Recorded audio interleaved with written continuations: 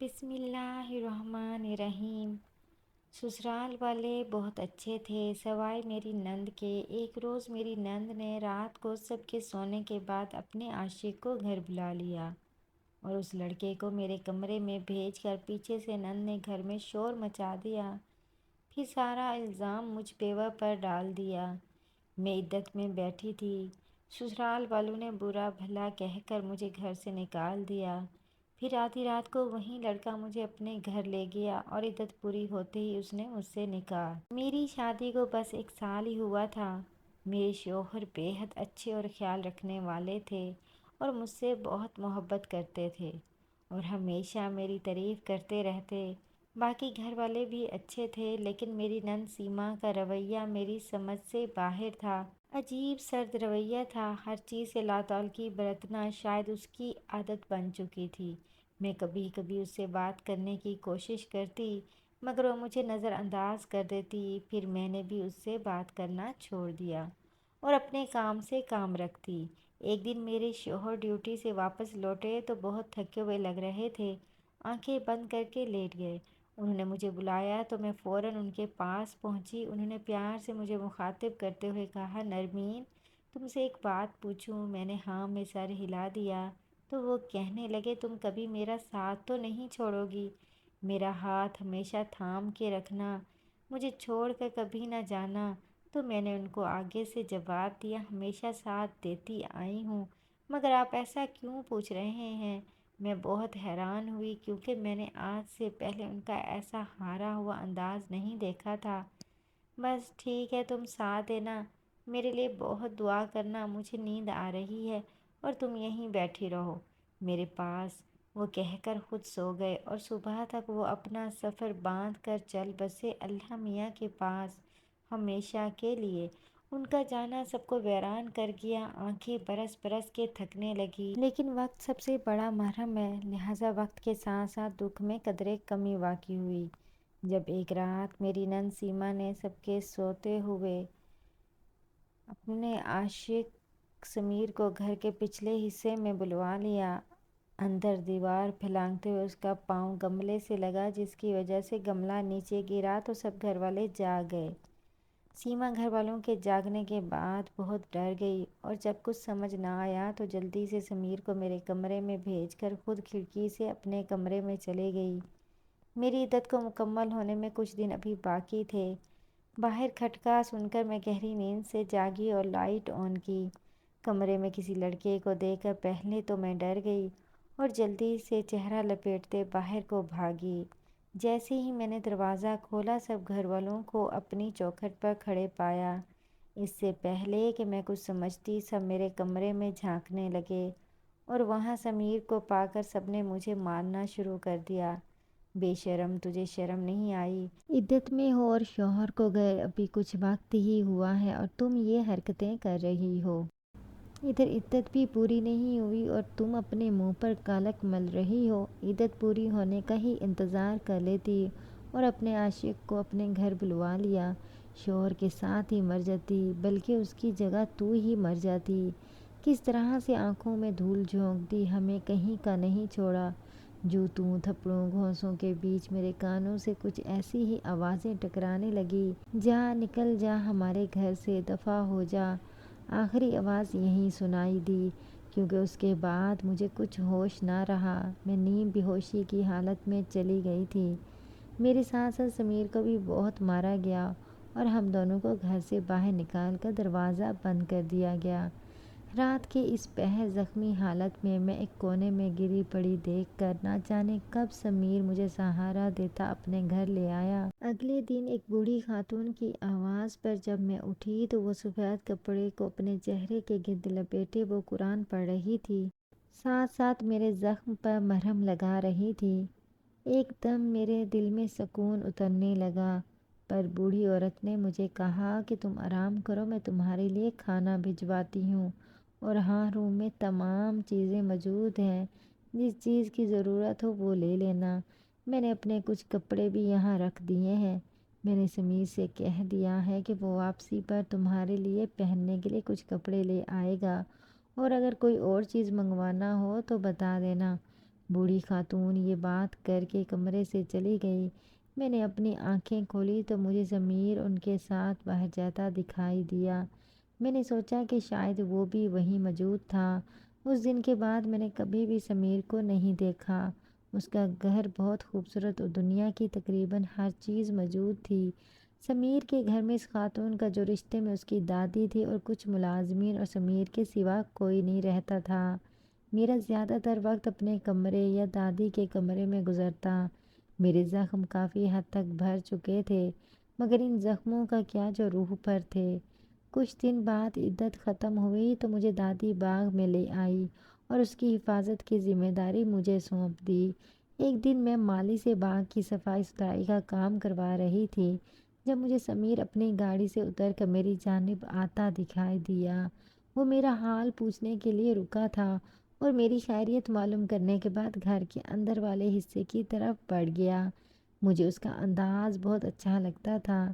دل میں سوچتی تھی کہ آخر سیما جیسی لڑکی کے ساتھ مل کے اتنا پڑھا لکھا باشعور اچھا شخص کیسے ایسی گری ہوئی حرکت کر سکتا ہے، جبکہ وہ کہیں سے بھی ایسا نہیں لگتا تھا۔ ایک دن ضمیر کے آفس جانے اور دادی کے سونے کے بعد میں خاموشی سے ضمیر کے کمرے کی طرف چلی آئی تاکہ ضمیر کے متعلق کوئی سراغ مل سکے، ضمیر اور سیما کے ملنے وغیرہ کے متعلق کچھ مل سکے، اور یہ بھی کہ ضمیر نے مجھے بدنام کرنے میں سیما کا ساتھ کیوں دیا، کیونکہ میں جتنے دن سے یہاں موجود تھی اس کی ایمانداری اور چھائیوں کے قصے ہی سننے کو مل رہے تھے، جبکہ ضمیر خود بھی مجھ سے بہت احترام سے پیش آتا تھا۔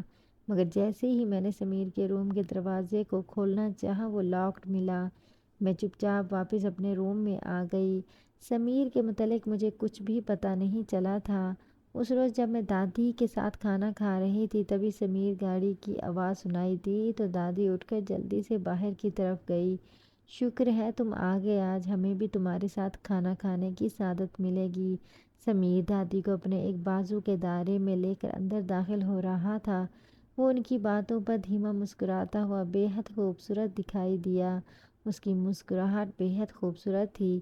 وہ دادی کے ساتھ والے ٹیبل پر بیٹھ گیا تو میں نے وہاں سے اٹھنا مناسب سمجھا۔ مجھے وہاں سے اٹھتے دیکھ کر دادی نے روک لیا۔ ملازمہ کھانا لگانے لگی۔ دادی کہنے لگی بیٹا جلدی آ جایا کرو تو آگے اس نے جواب دیا کہ دادی اچھا ہے نا کہ میں لیٹ ہی آتا ہوں، ورنہ کوئی روزانہ بھوکا رہ جاتا۔ میں خاموشی سے پلیٹ میں چمچ ہلا رہی تھی۔ کیوں نرمین بیٹا، تمہیں ضمیر کا آنا پسند نہیں آیا کیا؟ نہیں دادی، ایسی کوئی بات نہیں، یہ ان کا اپنا گھر ہے، میں برا ماننے والی کون ہوتی ہوں؟ دادی کے ڈائریکٹ مجھ سے پوچھنے پر میں بوکھلا گئی۔ جلدی سے گلا صاف کرتے ہوئے اپنی صفائی پیش کی، جس پر دادی اور ضمیر ایک دوسرے کو دیکھتے ہوئے مسکرا دیے۔ آج جمعہ تھا، ضمیر آج گھر پر تھے۔ آج میرا اور دادی کا کھویا بنانے کا پروگرام تھا۔ دادی کو ملازمین کے کھانے پسند نہیں آتے تھے، اس لیے اب میرے آنے سے کافی سہولت ہو گئی تھی۔ ضمیر نیوز پیپر پڑھنے میں مصروف تھا، پھر تھک کر اس نے ٹی وی آن کر لیا۔ جب دل نہ لگا تو کچن میں ہی چلا آیا۔ ارے ضمیر بیٹا، تم کیوں چلے آئے؟ تم بیٹھو، میں ابھی آتی ہوں کام ختم کر کے، میرا بچہ کچن میں دیکھ کر بولی۔ کیوں، کیا میں نہیں کام کروا سکتا آپ کے ساتھ؟ وہ منہ بناتا ہوا بولا۔ تم نے کب یہ کام کیے ہیں؟ نرمین بیٹی اتنے اچھے سے کر رہی ہے، تم الٹا بگاڑو گے۔ دادی ہنستے ہوئے بولی، اچھا تو مطلب آپ کا کام بگاڑنے والا ہو گیا اور نرمین کام سنوارنے والی ہو گئی؟ اچھا ہے پارٹی بدل دی آپ نے بھی۔ وہ مصنوعی ناراضگی سے بولا۔ ہاں سب جانتی ہوں تمہاری ایموشنل بلیک میلنگ۔ دادی اور اس کی نوک جھوک بھلی لگ رہی تھی۔ کچھ دن گزرے تو ایک روز ضمیر کی دادی نے میرے سامنے ضمیر کے رشتے کی بات کی۔ ان کی بات سن کر میں ہکا بکا رہ گئی۔ پھر جب عقل نے تھوڑا کام کرنا شروع کیا تو میں نے فوراً انکار کر دیا۔ میرے انکار پر انہوں نے مجھے سمجھایا کہ تم اکیلی کہاں جاؤ گی؟ میکے میں تو کوئی بھی موجود نہیں، تمہارا ایک ہی بھائی ہے جو باہر ہوتا ہے، تمہارا کوئی ٹھکانہ بھی نہیں، تم اپنی زندگی کے ساتھ مت کھیلو اور میری بات مان لو۔ وہ اپنی بات مکمل کرنے کے بعد اپنے کمرے میں چلی گئیں۔ ان کے جانے کے بعد میں کافی دیر سوچتی رہی۔ جو بھی تھا مگر ضمیر کی وجہ سے میں اس مقام پر پہنچی تھی۔ جو الزامات لگائے گئے تھے مجھ پر، میں کبھی سمیر کو معاف نہیں کر سکتی تھی، لیکن میں نے فی الحال خاموشی اختیار کی اور سمیر کے رشتے کے لیے ہاں کر دی۔ دادی اپنے پوتے کی شادی کو لے کر بے حد خوش تھی۔ یہ اس کی پہلی شادی تھی۔ مجھے دلہن بنا کر سمیر کے کمرے میں بٹھا دیا گیا۔ سمیر نے جیسے میرا گھونگھٹ اٹھایا، میں نے اس کے چہرے پہ ایک زوردار تھپڑ رسید کیا اور ساتھ اسے صاف صاف کہہ دیا کہ ان سے کوئی امید نہ رکھے۔ میں نے یہ شادی مجبوری میں کی اور بس میں جلدی تمہیں چھوڑ کر چلی جاؤں گی۔ تمہاری وجہ سے میرا سب کچھ برباد ہو گیا۔ معاشرے میں مجھے اتنی ذلت اٹھانی پڑی، بدنامی کا داغ مجھ پر لگ گیا اور تم نے میری صفائی میں ایک لفظ تک زبان سے نہ نکالا۔ سمیر مسلسل خاموشی سے سب سنتا رہا۔ ان کو ایسے دیکھ کر دل کو کچھ ہوا۔ میں خاموش ہو گئی۔ اس دن کے بعد سے سمیر نے گہری چپ لگا لی اور مجھ سے کوئی بات نہ کی۔ وہ دیر سے گھر آنے لگا اور صبح جلدی چلا جاتا۔ گھر میں کم ہی دکھائی دیتا۔ اس واقعے کی حقیقت سے متعلق تجسس مزید بڑھ رہا تھا۔ ایک دن سمیر کے کمرے کی صفائی کرتے ہوئے مجھے سمیر کا پرانا وائلٹ ملا۔ وائلٹ میرے ہاتھ سے پھسل کر نیچے گر گیا۔ اس میں لگی تصویر دیکھ کے میں دنگ رہ گئی۔ اس میں میری تصویر تھی، میرے کالج کے زمانے کی، مگر وہ سمیر کے پاس کہاں سے آئی، جبکہ مجھے تصویر بنانے کا کوئی شوق نہیں تھا۔ سمیر کا انتظار کرنے لگی کہ ان سے پوچھوں گی، مگر رات دیر تک انتظار کرتے کرتے میں سو گئی۔ صبح اٹھی تو سمیر کہیں نہیں تھے۔ ملازمین سے پوچھنے پر پتہ چلا کہ سمیر آج گھر آئے ہی نہیں۔ میری پریشانی بڑھنے لگی۔ یہ دن میں باغ میں کرسی پر بیٹھی مالی سے پودے ٹھیک کروا رہی تھی۔ تبھی ملازم نے مجھے بتایا کہ کوئی سیما نامی لڑکی مجھ سے ملنا چاہتی ہے۔ ملازم میری ہدایت کے مطابق اسے گھر کے اندر لے آیا۔ مجھے سیما پر بہت غصہ تھا۔ میں اس سے وہ سوال پوچھنا چاہتی تھی جس نے مجھے بے چین کر رکھا تھا۔ اس نے میرے ساتھ ایسا کیوں کیا؟ سیما بہت پریشان دکھائی دی۔ میں نے اسے بیٹھنے کا بولا، خود پر قابو رکھتے ہوئے اس کے آنے کی وجہ پوچھی۔ وہ کچھ بھی بولے بغیر اپنی جگہ سے اٹھ کر ایک دم سے میرے قدموں میں گر گئی اور پھوٹ پھوٹ کر رونے لگی۔ مجھے لگا شاید وہ اپنے کیے کی معافی مانگ رہی ہے، مگر اس کی باتیں سن کر میں لرز کر رہ گئی۔ اس نے کہا کہ جس شخص سے تم نے شادی کی اس نے تمہیں پانے کے لیے یہ سب کھیل رچایا ہے۔ اس نے جان بوجھ کر تمہیں بدنام کیا۔ اس کی نیت ٹھیک نہیں۔ وہ کبھی تمہارا نہیں ہوگا، وہ تمہیں چھوڑ دے گا۔ اس کو یہی اچھا لگتا ہے، وہ ایسا ہی ہے۔ وہ تمہاری زندگی برباد کر دے گا، وہ تمہیں نکال دے گا اپنے گھر سے۔ وہ پہلے بھی کئی لڑکیوں کے ساتھ ایسا کر چکا ہے۔ مجھے بھی اس نے دھوکہ دیا ہے۔ تم اسے چھوڑ دو، اپنا وقت ضائع مت کرو۔ اس کی باتیں سن کر میرا دل بیٹھنے لگا۔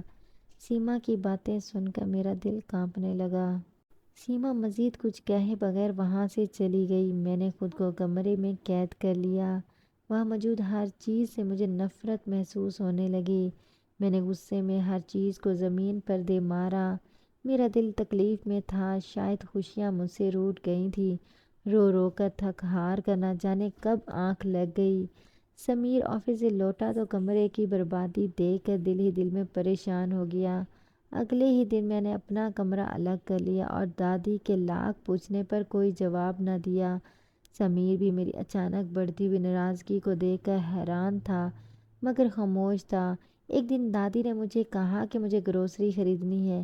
اب میں اکیلی کہاں دھکے کھاتی پھروں گی؟ میں نے ان سے کہا کہ انہیں پریشان ہونے کی ضرورت نہیں اور خود ہی ڈرائیور کے ساتھ مال پہنچی۔ مال میں موجود کیفے کی ٹیبل پر بیٹھے انسان پر مجھے سمیر کا گمان ہوا اور اس کے ساتھ کوئی لڑکی بھی تھی۔ میں جیسے ہی تھوڑی نزدیک گئی اس کا چہرہ دیکھا تو واقعی سمیر ہی تھا، مگر اس کے ساتھ موجود لڑکی کون تھی مجھے معلوم نہ ہو پایا۔ سمیر کو کسی لڑکی کے ساتھ مال میں دیکھنا میرے لیے پریشان کن تھا۔ مجھے معلوم ہو گیا تھا کہ اس گھر میں میری کوئی جگہ نہیں۔ جلد ہی میں نے سمیر سے علیحدگی کا مطالبہ کر دیا۔ سمیر کو آج سے پہلے میں نے کبھی اس قدر پریشان نہیں دیکھا تھا۔ سمیر کو معلوم ہو گیا تھا کہ کوئی بات ضرور ہوئی ہے۔ اس نے فوراً تمام ملازمین سے پوچھنا شروع کر دیا۔ جلد ہی اسے کسی ملازمہ سے سیما کا نام بھی معلوم ہوا کہ وہ آئی تھی۔ وہ سمجھ گیا تھا کہ یہ سب کھیل سیما کا کھیلا ہوا تھا، لہٰذا اگلے ہی روز وہ سیما کو زبردستی اپنے ساتھ گھر لے آیا۔ کیا کہا تم نے؟ نرمین سے دوبارہ کہو، وہ سیما پر چلا رہا تھا۔ کچھ نہیں، میں تو بس ملنے آئی تھی، نرمین میری دوست ہے اس لیے۔ بتاؤ نرمین، وہ گھبرائی ہوئی تھی۔ تم اس بیچاری کو ڈرا دھمکا نہیں سکتے، جانے دو اسے۔ میں نے جلدی سے آگے بڑھ کر سیما کو سنبھالا اور ساتھ ہی سمیر کو ڈانٹا۔ ایسے تو نہیں جا سکتی یہ، جو کچھ بھی تم نے اس دن نرمین سے کہا وہ سب دوبارہ کہو، ورنہ تم مجھے جانتی ہو نا۔ وہ اس پر دھاڑا تھا۔ سیما خوفزدہ ہو گئی اور ڈر کے مارے تمام باتیں بتا دیں، جو بھی اس دن اس نے نرمین کو کہا۔ سمیر کی آنکھوں میں خون اتر آیا۔ اس نے سیما پر ہاتھ اٹھانا چاہا مگر میں نے درمیان میں آ کر سمیر کو روک دیا۔ میں رو رہی تھی، سمیر سے دیکھا نہیں گیا تو بولا، میں مانتا ہوں کہ مجھ سے غلطیاں ہو گئی ہیں، میرا طریقہ غلط تھا، مگر میری نیت صاف تھی۔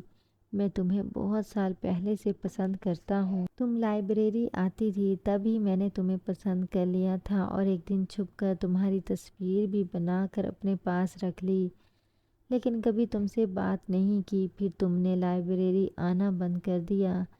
میں نے تمہیں بہت ڈھونڈا، مجھے کسی دوست سے تمہارا پتہ تو ملا، لیکن وہ پتہ تمہارے سسرال کا تھا۔ تمہاری شادی ہو چکی تھی۔ میں نے دل پر جبر کیا۔ پھر اس دوران میری ملاقات سیما سے ہو چکی تھی۔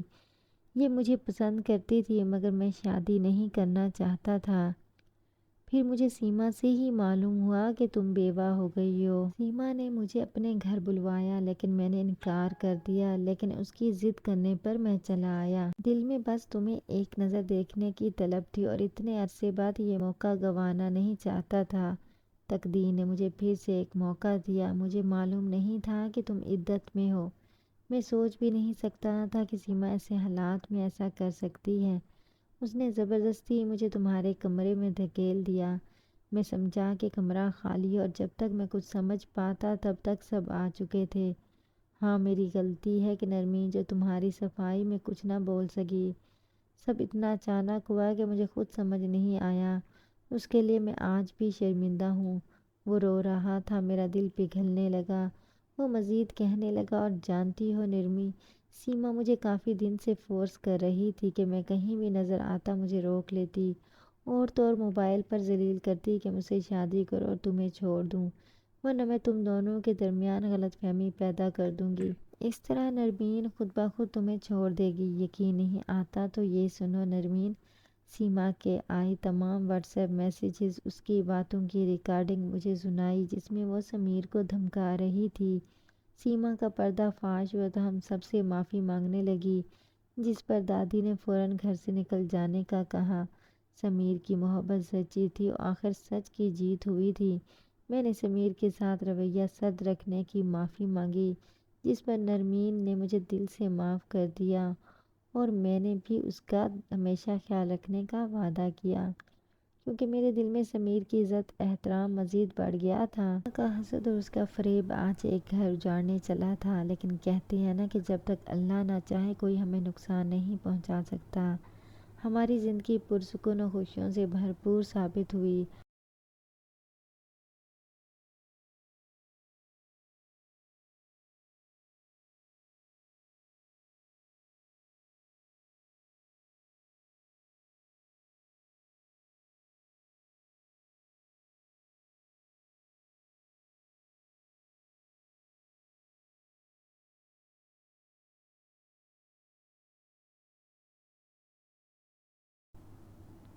اور ہر غم کی پرچھائی ہم سے دور ہو گئی۔